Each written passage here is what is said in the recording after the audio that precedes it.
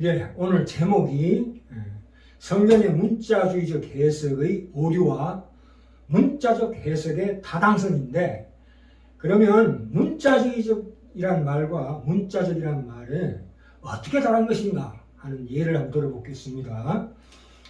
우리가 참된 그리스도인은 세속과 경건이라는 두 개의 무거운 이중직의 삶을 지고 살아가는 존재다, 이런 말이 있습니다. 자, 여기 세속이라는 말이 있습니다. 세속. 그리고 경건이라는 말이 있습니다.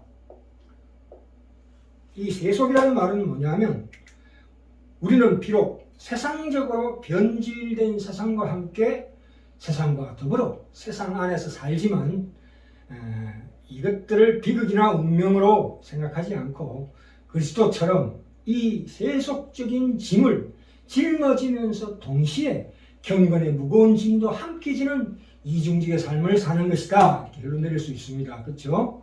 근데 잘못된 게 뭡니까? 세속주의자가 있습니다. 세속주의자. 세속주의자라는 것은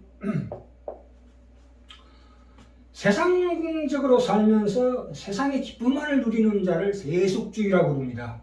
그리고 경건주의라는 말이 있습니다. 경건주의라는 것은 하나님께로만 오는, 말하자면 초월적인 기쁨만을 누리며 사는 사람들.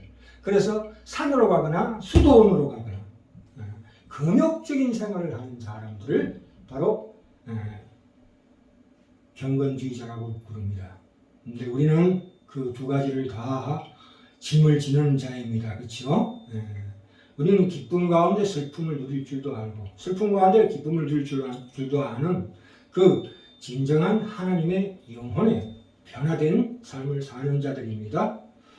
오늘 이 베드로후서 1장 16절부터 21절 사이의 말씀을 같이 은혜 받겠는데요. 저기 보시면 18절에 이 소리는 우리가 저와 함께 거룩한 산에 있을 때 하늘로서 나옴을 들은 것이라, 이렇게 베드로가 진술하고 있습니다. 이 베드로와 요한과 야곱이 마태복음 좀 이따 찾아갈 건데요. 마태복음 17장 5절에서 변화산에서 예수님의 변화된 모습, 재림의 예표를 보여주실 때에 하늘에서 하나님의 음성이 들렸다고 그랬습니다. 그 음성이 무엇이냐? 너희는 저의 말을 들으라 하신지라, 이렇게 나옵니다. 이 하늘로 나는 하나님의 음성을 들었다. 이 소리는 우리가 저와 함께 거룩한 산에 있을 때에 하늘로서 하나님의 음성을 들은 것이라, 이렇게 나옵니다. 근데 19절에 보시면 또 우리에게 더 확실한 예언이 있다고 얘기합니다.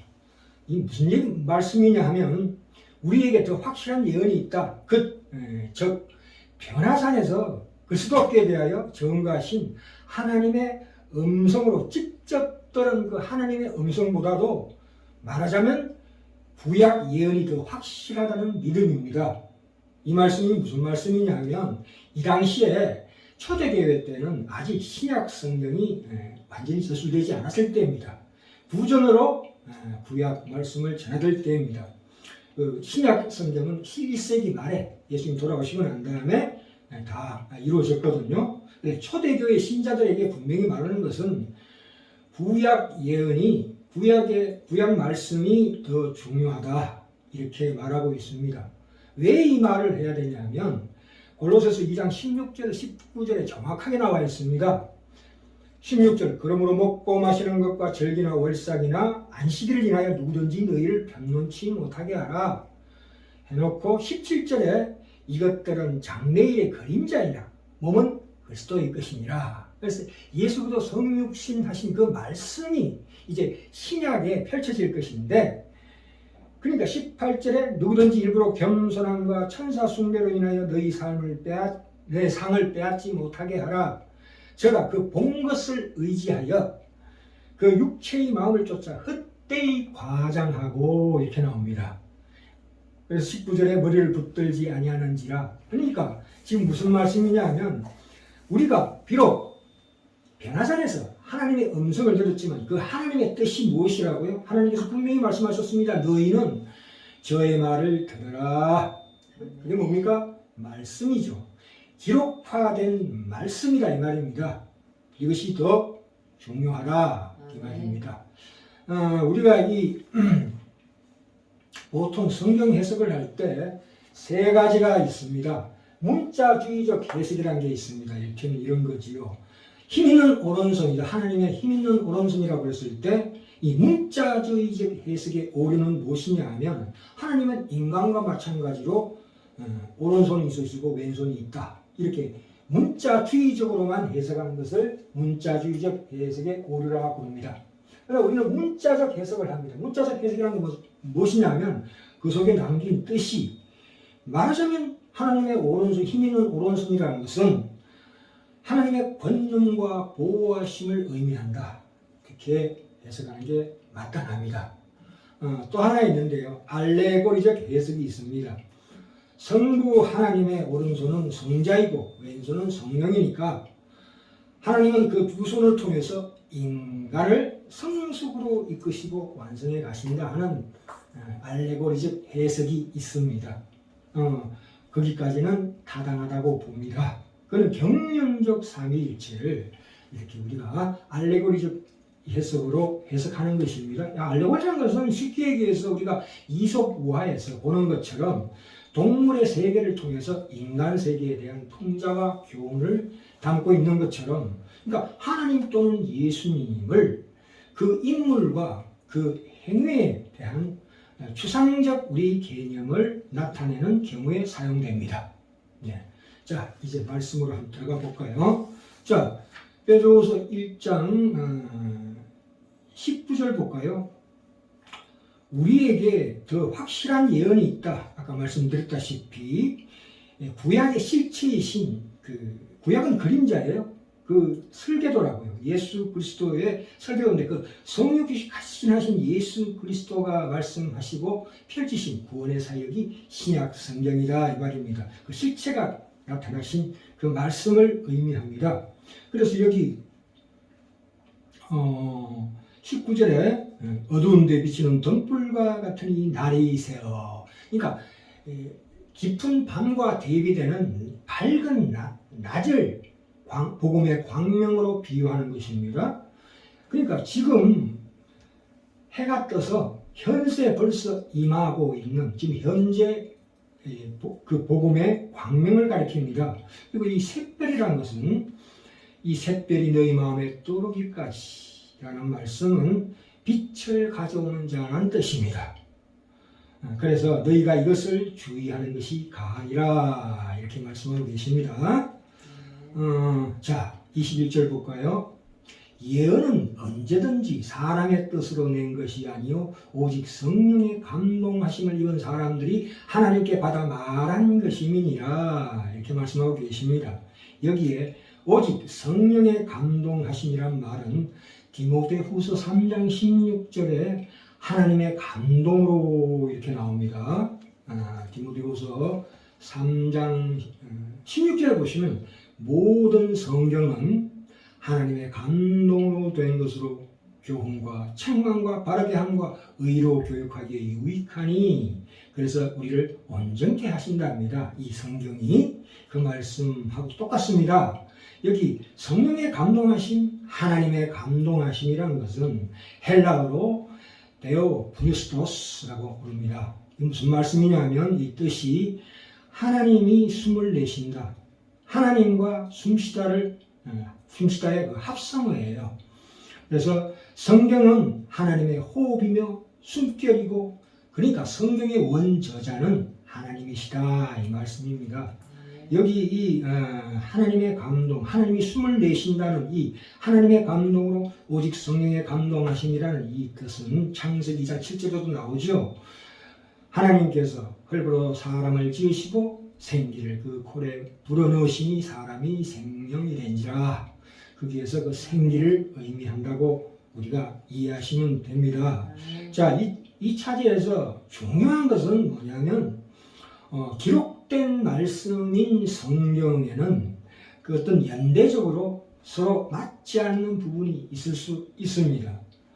또한 동일한 역사적 사건에 대해서 그를 적은 저자에 따라서 조금씩 다른 경우가 있을 수 있다 이 말입니다. 그러니까 이 하나님께 받아 말한 것임이니라 오직 성령의 감동하심을 입은 사람들이 하나님께 받아 말한 것임이라는 속의 뜻은 그 감동하심을 입은이라는 뜻은 현재 분사예요. 그래서 뭐냐면 성령님으로 말미암아 그 말씀이 운반되는 이라는 뜻입니다. 그러니까 마치 배가 바람 부는 대로 움직였다가 멈추는 것처럼 성령께서 강권적으로 우리를 붙드시고 하나님께서 우리를 강권적으로 붙드셔서 그 말씀을 짓게 한다 이 말입니다. 그러면 저자는 비록 하나님의 감동을 받았지만 그 말씀에 대한 깊은 것을 사실은 다 이해는 못하고 있어요.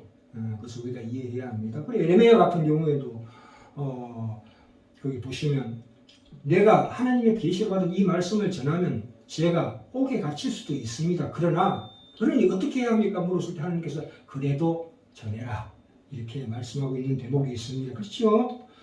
그래서 이 하나님께서 기록을 가지고 기록을 해서 그러니까 신약과 구약을 기록을 해서 하신 것은 그 말씀을 앞으로 우리 시대에 장소적으로나 시간적으로 널리 퍼질 수 있게 만드시는 하나님의 특별한 배려입니다. 그렇죠? 또 하나 아까 빠진 게 있는데요. 이 상징이라는 게 있습니다. 성경에는 상징이 굉장히 많이 나옵니다.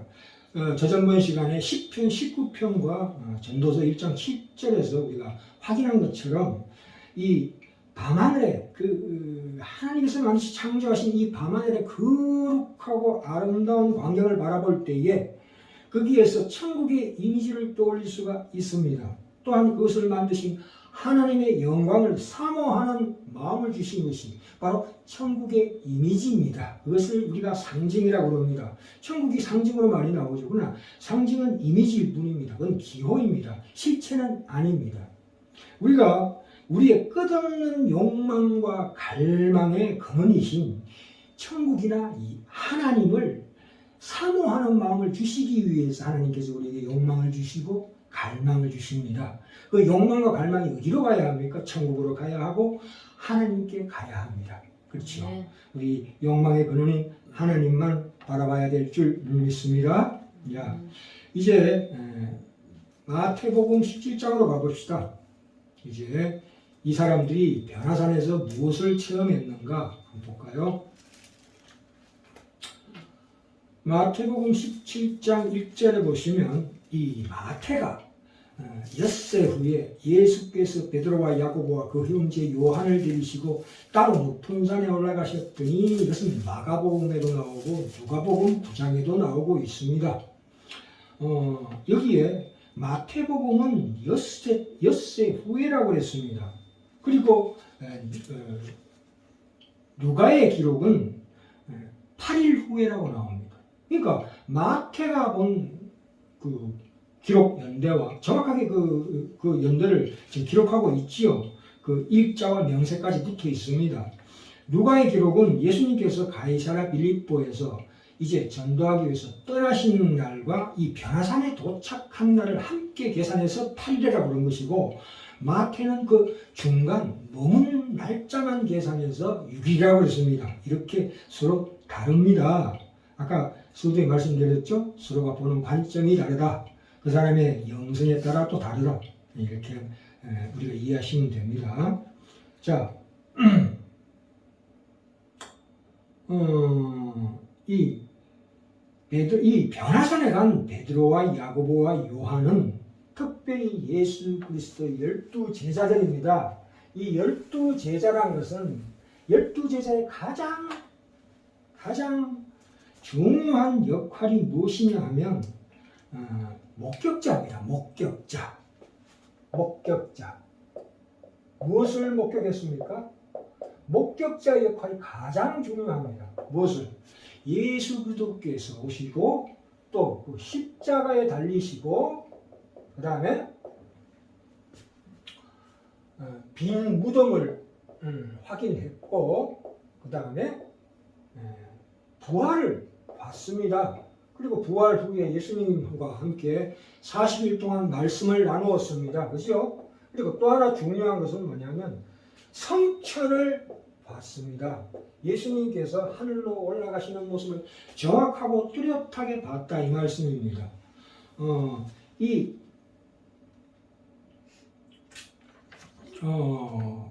여기에서는 아까 서로가 날짜가 달랐죠. 마태가 보는 날짜하고 누가가 보는 날짜가 틀린 것처럼 비슷한 예가 또 빈무덤에서 발생합니다. 이 빈무덤에서 마태복음 28장 5절과 마가복음 16장 5절에서는 분명히 천사가 한 사람이라고 얘기하고 있습니다. 그런데 누가복음 24장 4절과 요한복음 20장에서는 두 사람으로 나옵니다. 빈무덤에 천사가 나타나서 산자를 어찌 여기서 찾느냐 이렇게 얘기하는 천사가 누구냐. 이거는 수학이 아닙니다. 수학적으로 계산하면 안 돼요. 그걸 문학적인 관점에서 우리가 본의로 봐야 합니다. 왜냐하면 본인의 어떤 책임적인 마음의 실행에 있어서는 그 모습이 보이는 법입니다. 그러니까 이 마태와 마가는 말하는 천사 한 사람만 집중한 것이고 옆에 선 천사는 못 본 거죠.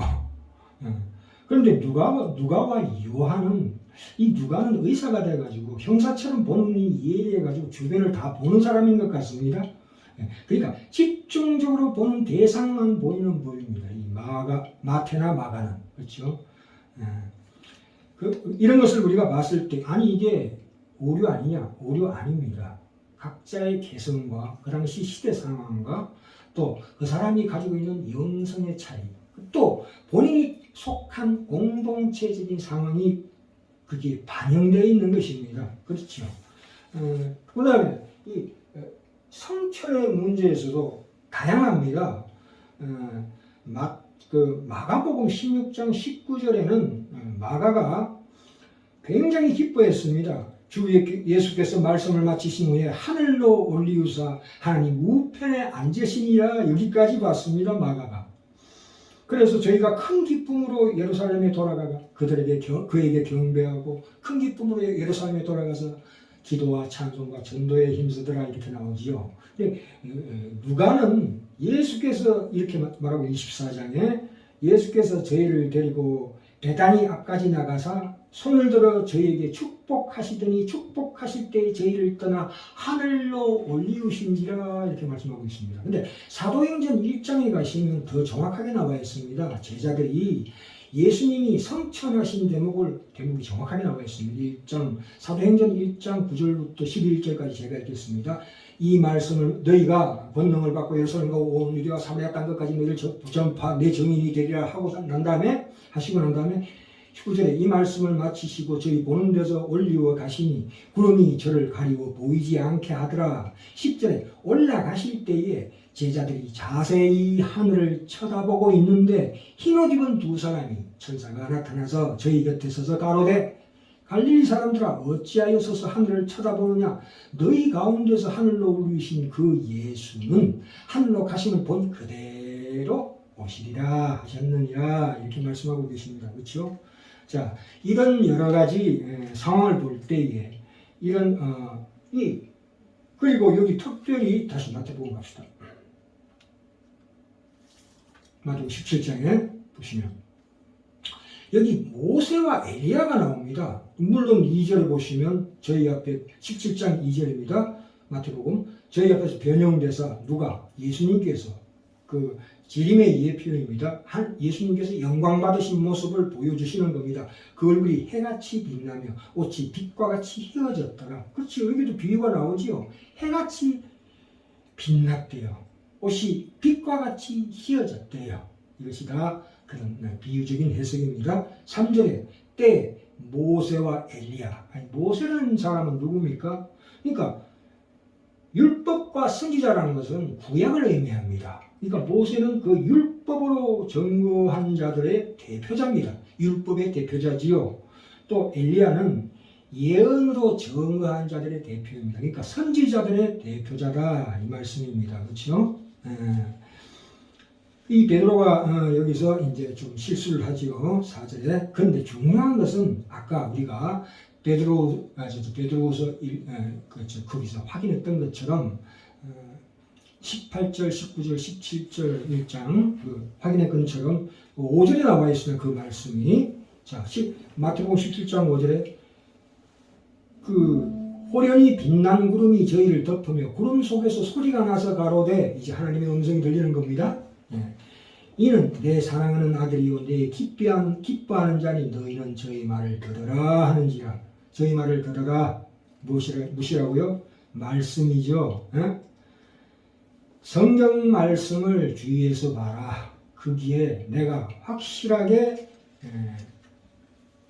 구원의 모든 약속에 대한 성취에 대한 말을 했다 이 말입니다. 그러니까 하나님께서 변화산에서 나타나셔서 이렇게 하신 것은 구약의 예언의 성취입니다. 그렇죠? 구약의 말씀에 대한 성취를 보여주시는 거죠.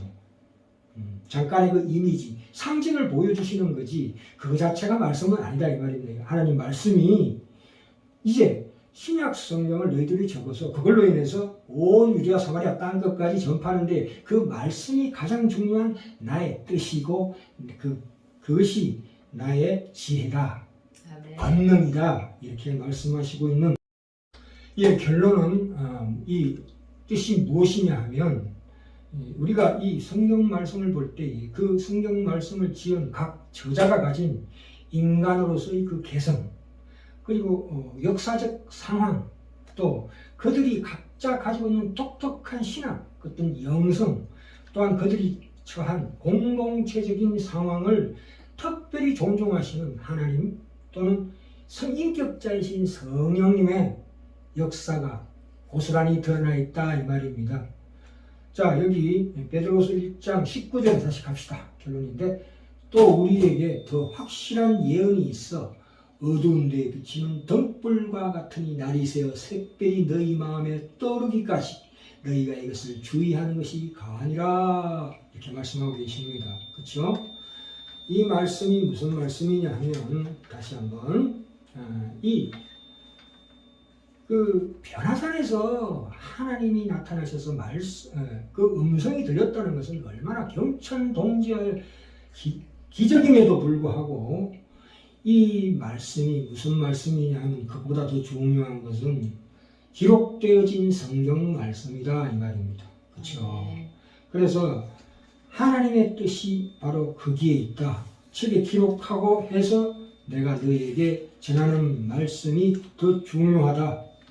그것이 바로 지금 여기 날이 새어 샛별이 너희 마음에 떠오르기까지라는 뜻입니다. 그렇죠? 지금 현세에 임한 복음의 빛 바로 그 말씀을 의미합니다. 아멘. 그래서 20절에 그러므로 먼저 알 것은 경의 모든 예언은 사사로이 풀 것이 아니니 사사로이 풀지 말라는 얘기는 무슨 말씀이냐면 각자가 어떤 기적이나 환상이나 비록 하나님이 나타나신 것을 본 자라 할지라도 그것을 거기에 근거해서 그 전체적인 성경 말씀의 틀 안에서 그걸 해석해야지 자기가 본 것만 의지하면 안 된다고 분명히 아까 골로새서에도 나오지요. 2장에 헛되이 과장하지 말라 이 말입니다. 아멘. 그래서 21절에 예언은 언제든지 사람으로 낸 것이 아니요 오직 성령의 감동하심을 입은 사람들이 하나님께 받아 말한 것입니다. 그 기록된 말씀이 더욱더 중요하다는 하나님의 말씀이십니다. 그렇죠? 여기까지입니다.